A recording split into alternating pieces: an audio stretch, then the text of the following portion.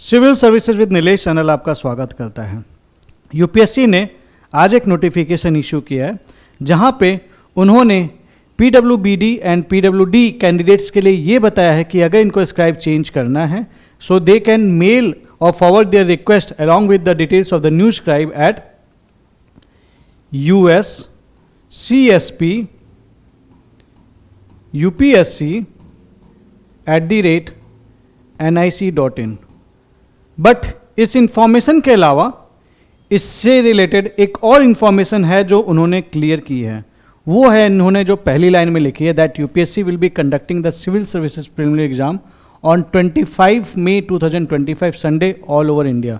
So this shows कि exam as of now UPSC की तरफ से यही है कि 25 मई को वो एग्ज़ाम करा लेंगे। और ऐसे केस में जो बात हमने आपसे बोली थी कि they should consider postponing the examination, they are actually not considering.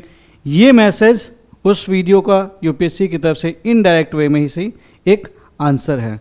तो मेरी आपको सलाह यही है कि इस टाइम पे फिर आप पढ़ते रहिए और जितना पॉसिबल हो सके आप अपने अटेम्प्ट्स को अच्छे से के लिए तैयारी करते रहिए। और अगर आप बॉर्डर पे हैं, आप बिल्कुल नहीं पढ़ पा रहे हैं and you are very much disturbed over your family या ऐसी चीज़ें, तो आपको मेरी एक सलाह यही रहेगी कि अगर ऐसे टाइम पे it is not possible for you to prepare it at all और आपको नहीं समझ में आ रहा है क्या करें, मैं यह सलाह कभी देता नहीं आपको, लेकिन अगर ऐसी सिचुएशन बनती है एंड लेट्स से कि आपके पास 6 अटैम्प्ट हैं, calculate it on the basis of your age कि क्या अटेम्प्ट छोड़ने के बाद, जस्ट थिंक ऑन इट, क्या अटेम्प्ट छोड़ने के बाद आपके ये 6 अटेम्प्ट वेस्ट तो नहीं होंगे।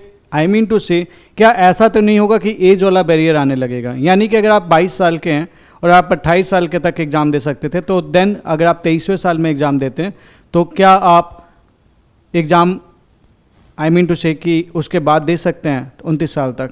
ये आप अपनी एज कैलकुलेट कर लीजिएगा। अगर आप 32 तक दे पाते एंड 6 अटैम्प्ट वहाँ पे ओवर होते जाके, तो ऑब्वियस सी बात है आपके लिए अटैम्प्ट छोड़ने का मतलब नहीं। बट अगर ऐसी सिचुएशन है तो मेरी तो सलाह यही है कि आप, मुझे पता है आपकी जो मेंटल कंडीशन है वो बहुत ही इस टाइम पे कैसी है, परेशान होंगे आप लोग, तो अगर वो वाली सिचुएशन है then consider leaving this attempt if you are living on the border regions, क्योंकि अभी सिचुएशन तो बहुत अच्छी नहीं है और उसके बाद और बुरी होने के चांसेस तो है ही हैं, because there is the indiscriminate firing from the Pakistan side.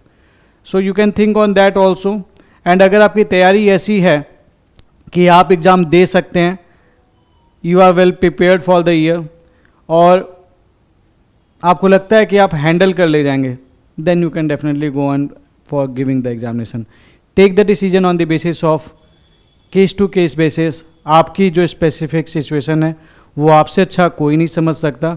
उस सिचुएशन वाइज आप डिसीजन लेके आप अपना जो भी डिसीजन लेंगे उसके अकॉर्डिंग आप एक्ट कर सकते हैं।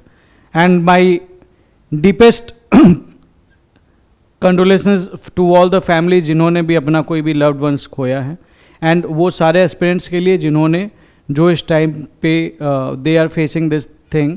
एंड आई प्रे कि बहुत जल्दी आपके साथ जो भी चीज़ें आप जहाँ पे भी रहते हैं वहाँ पे चीज़ें नॉर्मलाइज हो जाएं। सो फिलहाल के लिए लेकिन जो यूपीएससी के साइड से कम्युनिकेशन है वो यही है कि 25 मई को they are going to conduct the examination. टालते हैं नहीं टालते हैं, फिलहाल का सिचुएशन तो यही कहता है कि नहीं टालेंगे, तो आप मान के तो चलिए कि उसी डेट को हो रहा है।